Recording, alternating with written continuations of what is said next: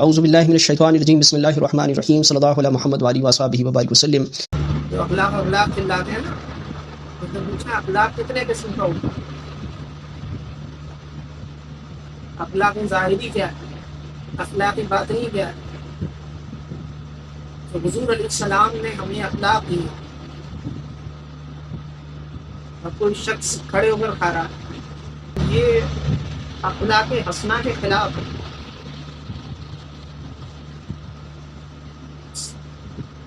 اچھے اخلاق کے خلاف وہ اپنی ذات کو بد اخلاقی پیش کر رہا ہے، اپنی ذات کے لیے دوسروں کو نہیں پہنچا رہا اللہ کی وہ اپنی تکلیف۔ وہ کھڑے ہو کر کھا کر وہ اپنی عزت کو مجروح کر رہا ہے، اپنی عزت کو تار تار کر رہا ہے۔ کبھی کوئی دیکھنے والا کیا کہے گا، دیکھو کھڑے ہو کے کھا رہا ہے جانوروں کی طرح۔ اس نے کیا کیا، اس کے ساتھ بد اخلاقی نہیں کی، اپنے ساتھ اخلاق باطنی سے اس نے اذیت پہنچائی۔ تو اپنے ساتھ خود پہلے اخلاق کو پیش کرے۔ اب ناپاک ہو گئے، ناپاک ہونے کے بعد نہانا کیا ہے؟ نہانا کیا ہے؟ نہانا فرض ہے، لیکن وہ اخلاق باطنی ہے۔ آپ اپنی ذات کے ساتھ، اپنی نفس کے ساتھ کیسا سلوک کر رہے ہیں؟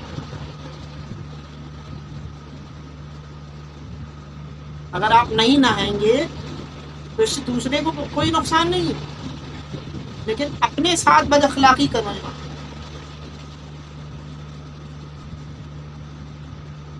پانی ایسے گٹا گٹ جانوروں کی طرف لیں گے تو اپنے ساتھ بد اخلاقی کر رہے ہیں، تو جو سنت رسول صلی اللہ علیہ وسلم کے خلاف ہے، جو کام حضور صلی اللہ علیہ وسلم کی آقا علیہ السلام کی سنت کے خلاف ہے، گویا کہ اس شخص نے اپنے ذات کے ساتھ، اپنی عزت کے ساتھ چھیڑ چھاڑ کی اگر اس نے حضور کی سنت و طریقے کے خلاف کام۔ اور اخلاق ظاہری یہ ہے کہ اپنے پڑوسیوں کا حقوق ادا کرو، اپنے ماں باپ کے ساتھ اس نے سلوک کرو، اپنے بھائی بہن سے اس نے سلوک کرو، اپنے چھوٹوں پر شفقت کرو، اپنے بڑوں کا ادب کرو، بیمار پڑے تو اس کی عیادت کرو، مر جائے تو اس کی تعزیت کرو، ملے تو اس سے سلام کرو، اگرچہ گویا کہ مسلمان کو جانتے ہو یا نہیں جانتے، سلام کرو، مصافحہ کرو۔ یہ مصافحہ کپٹ اور چھل کو دلوں سے کینوں کو نکالتا ہے، تو یہ اخلاق ظاہری میں شمار کی ہے۔ تو صوفیہ اکرام، اولیاء اکرام اخلاق ظاہری نے حضور علیہ السلام کی زندگی سے اخلاق ظاہری بھی لیا اور اخلاق باطنی بھی۔ اب اخلاق ظاہری اور باطنی کے اندر بھی ایک گناہ کبیرہ ہے، ایک صغیرہ ہے۔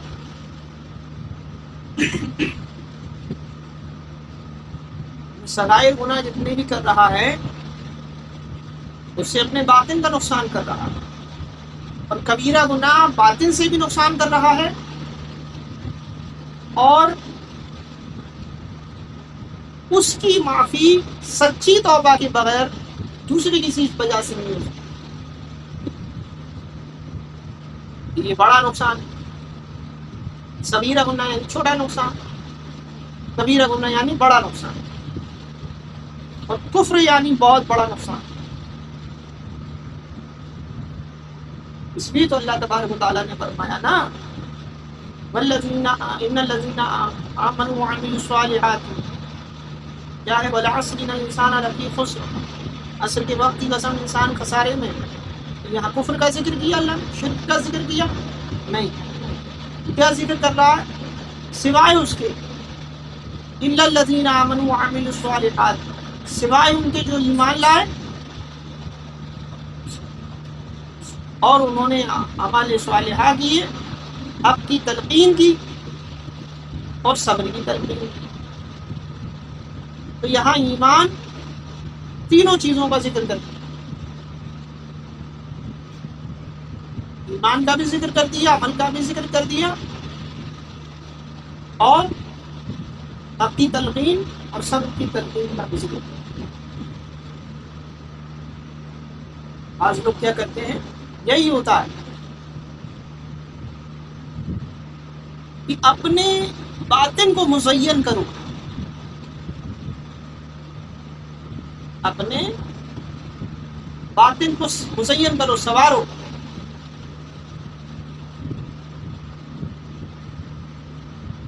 حضرت عبید اللہ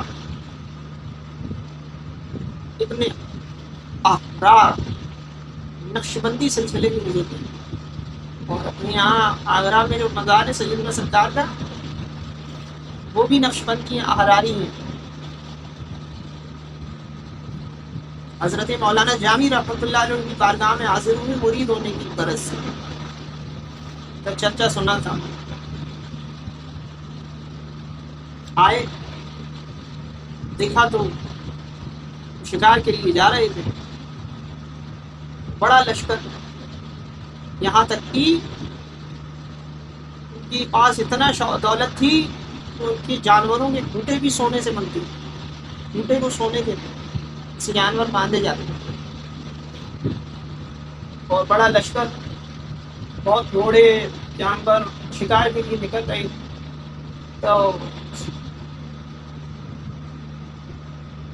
مولانا جامی کے دل پہ یہ خیال آیا، یہ کیسے اللہ کے ولی ہو سکتے ہیں، یہ تو دنیا کو رکھے ہوئے ہیں دوست، اتنی دولت اور شہرت، اور یہاں تک کہ ان کی جانوروں کے ٹوٹے بھی سونے کے ہیں۔ ان کے دل میں یہ خیال آیا کہ چھوڑو، مرید نہیں ہوتے، چلتے ہیں۔ پاس کی مسجد میں چلے گئے، وہاں لیٹے تو ان کی آنکھ لگ گئی، انہوں نے دیکھا کہ میدان حشر لگا ہوا ہے، اور کچھ ان سے قرض مانگنے کے لیے لوگ آ رہے ہیں، جس کو حضرت نے جس سے پیسہ لیا ہے، اب وہ مطالبہ کر رہے ہیں کہ یہ جامی ہمارا پیسہ دو، اللہ رب العزت کے حضور کہ اب ہم تمہیں نہیں چھوڑیں گے، میرے مال پکڑ کر انہیں لے جا۔ تو وہیں سے حضرت عبید اللہ ابن احرار رضی اللہ تعالیٰ عنہ چلے آتے، گھوڑے پر سوار ہو کر دام و درہم کے ساتھ، کہا کہ انہیں کیوں پکڑ کے لے جا رہے؟ کہا ان کا ہمارا قرض ہے، ہمارے قرضدار ہیں، یہ مقروض ہیں، اس لیے ہم انہیں پکڑ کے لے جا رہے ہیں۔ تو اچھا، میں اگر اس کا قرض چکا دوں، حضرت عبید اللہ نے کہا، کیا تم اس کو چھوڑ دو گے؟ کہا ہمیں تو اپنے پیسوں سے مطلب ہے، اس غریب کا ہم کیا کریں گے؟ حضرت عبید اللہ ابن احرار نے خواب دیکھ لیا، پیسے نکالے اور ان کو دے دیے، دامن چھڑایا، اتنے میں ان کی آنکھ کھل گئی، سوچ کہنے لگے کہ مجھ سے غلطی ہو گئی، میں تو سمجھ رہا تھا کہ یہ بڑے دنیا دار ہیں، ان کے پاس اتنا مال و زر اور اتنے دولت مند ہیں، یہ اتنے کاروبار سے رہتے ہیں، اللہ والے تو ان کے تصور میں یہ تھا کہ کوئی جھوپڑی میں یا پھر کسی اس میں رہ رہے ہوں۔ جب بہت سے لوگ حضور تعالی شریعہ سے مرید ہونے کے لیے گئے تو صوفے پہ بیٹھا دیکھا تو کہنے آئے اللہ والے کیسے ہو سکتے ہیں، صوفے پہ بیٹھے ہیں، اے سی میں بیٹھے ہیں، یہ تو اللہ والے کیسے ہو سکتے ہیں، کاروں میں چل رہے ہیں، اللہ والے کیسے ہو سکتے ہیں، قیمتی لباس پہنے اللہ والے کیسے ہو سکتے ہیں۔ فقیری کا تعلق اس سے ہے ہی نہیں، اللہ کی دوستی کا تعلق اس سے ہے ہی نہیں، ظاہر و باطن، تمہارے مال و زر اور تمہارے قیمتی لباس، جھکے کتے اور تمہارے فقیرانہ لباس کو وہ نہیں دیکھتا۔ اس لیے قربانی کیوں کی جاتی ہے؟ قربان اپنے ارمان کیے جاتے ہیں، اور جانور کی قربانی ہمیں نصیحت کرتی ہے، سیکھ دیتی ہے۔ یہاں ہم اپنے مال کی قربانی کرتے ہیں جانور کے ساتھ اور پیش کرتے ہیں کہ اللہ تیری بارگاہ میں نہ ہمارا یہ گوشت پہنچے گا، تیرے ہی فرمان کے مطابق نہ خون پہنچے گا، ہمارے دلوں کا تقویٰ پہنچے گا۔ آنکھ کھلی، صوبہ فوراً گئے حضرت عبید اللہ ابن احرار کے پاس۔ اللہ کے ولی تو ہوتے دل کے، اللہ تعالیٰ ان پر دل کے حال کھول دیتا، دیکھ کر کہنے لگے کیوں جامی، کیا سوچتے تھے ہمارے بارے میں؟ قدم پکڑ لیے، قدموں میں گر گئے کہ حضور میں تو یہ سمجھ رہا تھا کہ آپ دنیا کو دوست رکھیں، مجھے معاف کر دیے۔ حلقہ بیعت میں داخل ہوئے، مرید ہو بیعت۔ تو حضرت جامی نے نصیحت کی، تاریخی جملہ ہے، جملے پر غور کریں اور اپنی زندگی میں اتار لیں کہ میں نے دوست رکھا ہے دنیا کو دوست بنانے کے لیے نہیں، میں نے دنیا کو رکھا ہے دنیا کو دوست بنانے کے لیے نہیں، بلکہ دوست کے لیے دوست بنایا ہے اس نے۔ میرے پاس اتنا مال و زر ہو کہ میں فقیروں کو دے دوں، غریبوں کو دے دوں، مسکینوں کو دے دوں، اس سے میرا مالک خوش ہو جائے، اللہ رب العزت مجھ سے راضی ہو جائے۔ تو پتہ چلا کوئی اگر فقیرانہ لباس پہن لے، منہ لٹکا کے بیٹھ جائے اور معاہدے کے اندر بیٹھ جائے اور اپنے آپ کو ایسا شو کرے بہت بڑا صوفی باصفا ہے، تو اس کی ظاہری حال سے اس کا حقیقت نہیں کھلتی کہ وہ واقعی میں صوفی ہوگا۔ ہو سکتا ہے کہ کوئی کر و فر میں رہنے والا، مال و سر والا،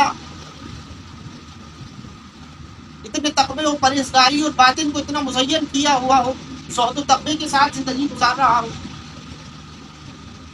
تو وہ اللہ کا ولی ہو۔ اور یہ بھی ضروری نہیں ہے کہ کوئی اچھا قیمتی لباس پہنے، کیونکہ اللہ کو تو اس سے کوئی مطلب نہیں۔ قیمتی لباس پہنتا ہو، بہت بڑا عمامہ، جبہ، قبہ، ہو سکتا ہے کہ کوئی فقیرانہ لباس میں کچرے کے ڈھیر میں بیٹھنے والا اللہ کا دوست ہو۔ دوستی کا تعلق اللہ کی دوستی کا تعلق ظاہر سے نہیں ہے۔ تو کہنے کا مطلب یہ کہ اخلاق ظاہری کو بھی اچھا کرو، اخلاق باطنی کو بھی اچھا کرو۔ حضور علیہ الصلوۃ والسلام کی زندگی سے ہمیں یہ تعلیم ملتی ہے۔ اس لیے خواجہ سعید الدین قانون چشتی رحمۃ اللہ علیہ ارشاد فرماتے ہیں، فقیر وہ ہے جس کا ظاہر و باطن ایک ساتھ،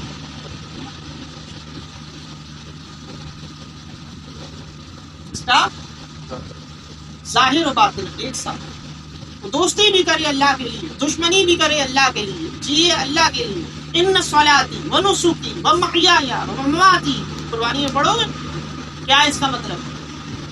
میری یہ نماز، میری یہ قربانی، میری یہ زندگی، میری یہ موت، ان صلاتی و نسکی و محیای و مماتی للہ رب العالمین، اللہ رب العزت کے لیے۔ انبیاء علیہ السلام کی زندگی کو دیکھو، عبد ابراہیم خلیل اللہ کی زندگی کو دیکھو، کیا کہہ رہی ہے؟ ان صلاتی، میری یہ زندگی، نسکی، میری یہ زندگی، میری یہ موت، میرا یہ مال، سب کچھ میرے اللہ کے لیے۔ اسماعیل کو ذبح کرنے جا رہے ہیں تو کہہ رہے ہیں یہ میرے لیے نہیں ہے، یہ اسماعیل جو بڑھاپے کے عالم میں مجھے ملا ہے، تقریباً 82 سال کے قریب کی عمر تھی آپ کی اس وقت حضرت اسماعیل پیدا ہوئے، سب سے لاڈلے بیٹے اللہ نے وہ مانگے، اسحاق کو نہیں مانگا، حضرت اسحاق رضی اللہ علیہ السلام۔